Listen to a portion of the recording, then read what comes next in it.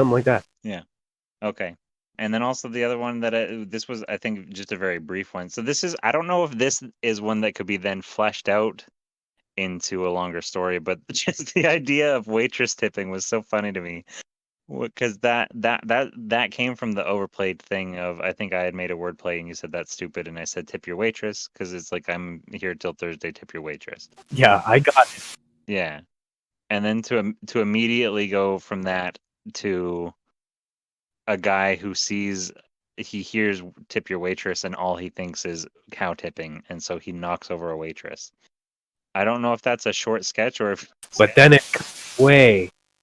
He pushes her over because in the edge of the frame you just see like some kind of stereotypical waitress uniform, and so you don't actually see her. right. But he pushes her over, and then the camera draws back, and then you actually see that it's a cow in a dress. The man has tipped a cow.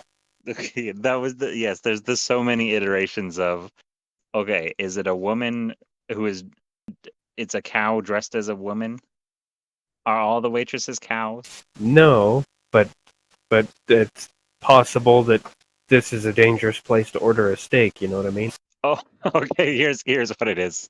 This is how it becomes a long sketch.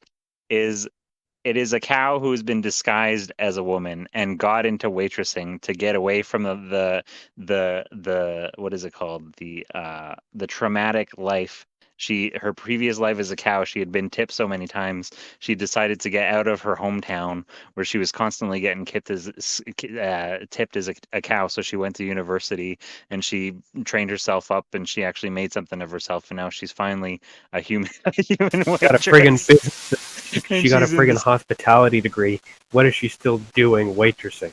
Okay, you're right. No, Okay, that should be one of her complaints. If she's ever caught, like if anybody catches her and then they have to question her, they're like, "What are you doing waiting tables if you have a hospitality degree, huh? Sounds pretty suspicious." And then she has to point out that right. not a lot of fancy hotels will hire a cow Yeah, you're right. because her disguise is actually pretty Okay. shitty, but restaurants are just hard up for people. Yeah, of course. I heard they'd take anyone. So I applied immediately. And then it all culminates in this moment. She's been living this life, or maybe she is like a struggling actress or something like that. And so she has to wait tables on the side. Singer. A singer. Yeah, but all she does is move. Does it? So we have? Does it cut away at a certain point of her like practicing or performing somewhere? Yeah, and she just moves, and she's like, and yeah, she moves, and then wait, no. It works like this. When questioned, she gets asked, like, since she'll no doubt say that she's trying to become a singer, she's trying to get a singing career off the ground. Yeah. Someone will ask her how that's going, and it will immediately cut away to a scene of her badly singing, just mooing, and then it cuts right back, and she just says, "Not very well." Okay. Okay. So here's. Yes.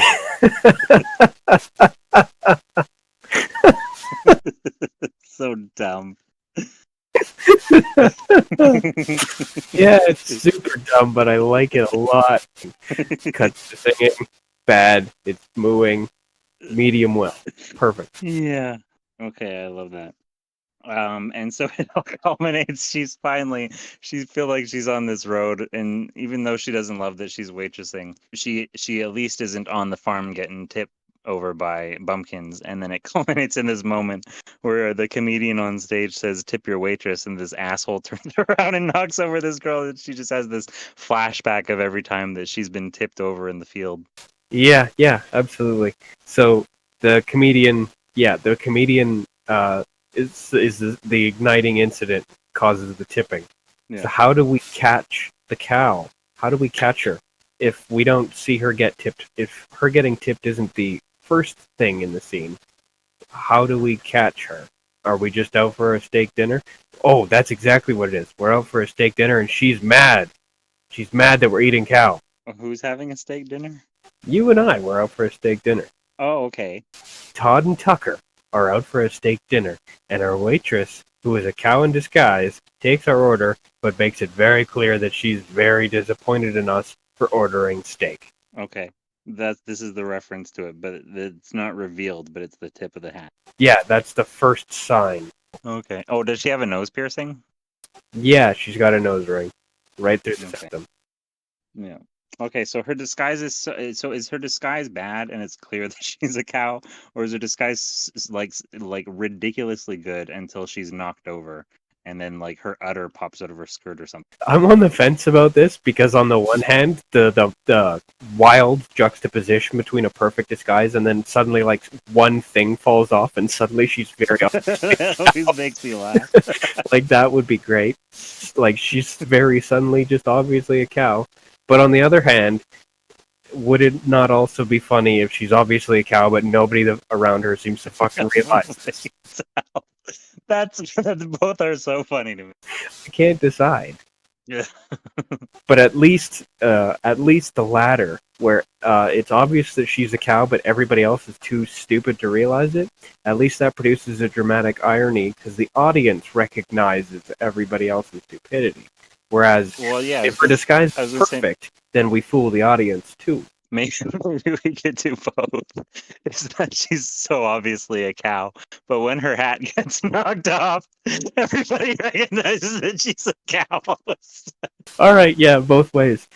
Both ways. In fact, we could actually have her kind of be like when her disguise gets ruined, like she's an anthropomorphic cow at the start. Yeah. But when her disguise get ruined, she's just a cow. Yeah, I let you. Okay. So we One have of both. We have both. She's obviously a Right. cow, but she's somehow become bipedal, and she can articulate her cloven hooves as like she has thumbs. And then like somebody knocks off her like a dumb little waitress hat or something, and suddenly she's just literally a quadrupedal cow. Yeah, that works. Is that yeah? So she gets knocked over, and then when she gets back up, she forgets to get back on all twos. She's on all fours, and that's when we're gonna go. Yes. Okay. Okay, I think we've managed to combine both jokes. Yeah. She's obviously a cow, everybody else is very stupid, and then we still get to have a juxtaposition in reveal because, like, not only will it be, is it now she's on all four legs, it has to be a completely different, like, picture. Like a photorealistic cow instead of a cartoony cow person. Yeah, I like that. That's easier to do. Yeah, much easier. Yeah, because I was tempted to do a lot of just print off a photo and then use that as the background, a shrunk down photo. But then I think it would be more funny to kind of use that sparingly every now and then, introduce photorealistic things into our little fantasy world. I like that, just like as a wild juxtaposition. Like cartoons do that shit all the time when like you zoom in on something and you use like a grotesque level of detail SpongeBob. on stuff. SpongeBob does it a lot. I love it. Yeah. Okay. And that's exactly what we should do it for. It's just like grotesque levels of detail and juxtaposition to make something stand out really badly. Yeah, and I want to make reference. I want to do homage to Ren and Stimpy and stuff like that as well. Yeah, I think they might actually have codified that. Yeah, the good old days. Were they that Actually, good? you know, I won't say that. There's amazing animation right now. Animation is probably doing as well as it's ever been. Yeah.